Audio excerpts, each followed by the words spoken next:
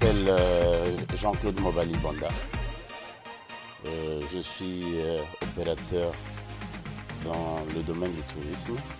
Je suis ce qu'on appelle communément tour opérateur.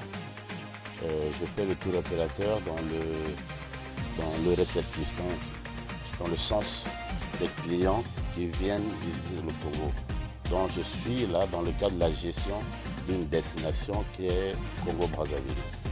Parmi nos prestations en tant que tour opérateur réceptif, nous avons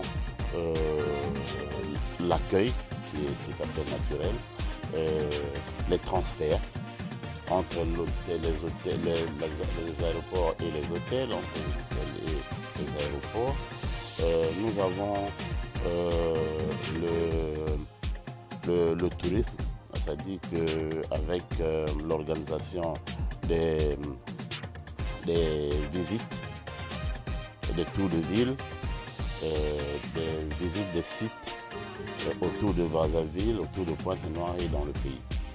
Le secteur touristique, c'est un secteur qui intéresse presque toutes les activités économiques. Je vous ai parlé de ce que représente notre tissu économique, nous, dans le secteur.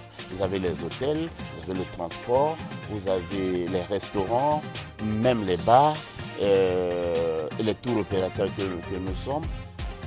Nous sommes directement liés au secteur par rapport à nos activités. Et nous faisons ce qu'on appelle le produit touristique. Le produit que les touristes consomment, nous le constituons avec les partenaires que j'ai cités.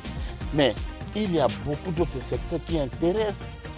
Mais vous ne pouvez pas faire du tourisme si vous ne produisez pas de la nourriture. Les touristes vont venir manger quoi? Si vous faites un tourisme, vous pensez que vous pouvez développer un tourisme viable, durable, pendant que vous n'êtes pas capable de produire la nourriture pour ces touristes-là, franchement, il y aura un problème.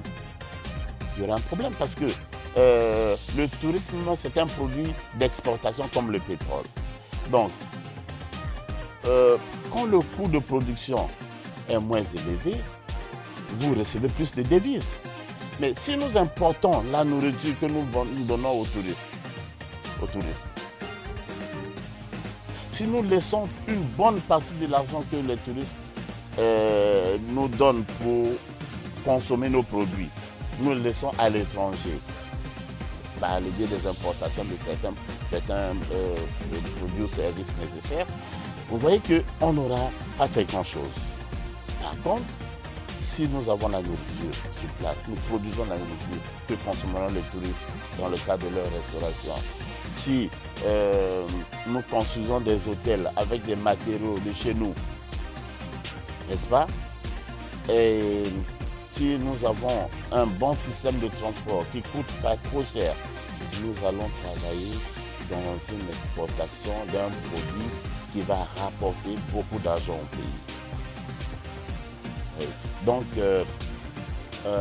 le produit touristique est un produit qui implique beaucoup d'intervenants dans plusieurs secteurs. Là, j'ai parlé de l'agriculture, c'est la même chose pour la sécurité, par exemple. Voyez, le tourisme n'a pas besoin de bruit, de bottes, de querelles, tout ça, des querelles de gens politiques, ça effraie, ça éloigne le tourisme de la destination que nous voulons construire. Bon, il y a beaucoup, excusez-moi, il y a tellement d'implications d'autres secteurs. Tous les secteurs intéressent le développement touristique. Nous croyons que, effectivement, l'avenir de ce secteur est prometteur. C'est à nous de faire l'effort, de conjuguer les efforts avec le gouvernement pour rendre cela réel, contribuer à l'économie du pays. C'est quelque chose de très faisable. Nous y croyons et nous pensons que avec un peu plus d'efforts, nous arriverons à faire du tourisme quelque chose de très sensible, avec un apport substantiel dans l'économie. Quand on se lance dans ce domaine-là, surtout dans le cadre de notre destination,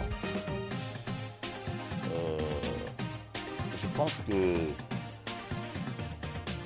les inconvénients, quand on investit, moi je ne veux pas insister sur les inconvénients. Parce que lorsqu'on investit, il faut être capable de prendre des risques. Quand on prend des risques,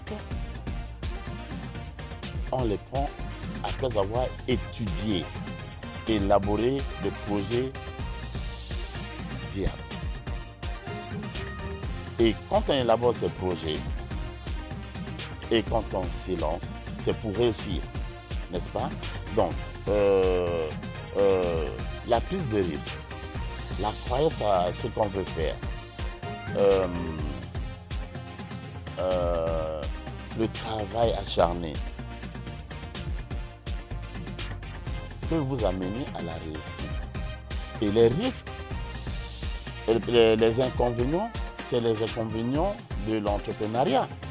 Hein? Vous pouvez mal gérer, vous pouvez être moins soucieux de la clientèle. Et ça peut vous coûter. Mais si vous faites bien votre travail,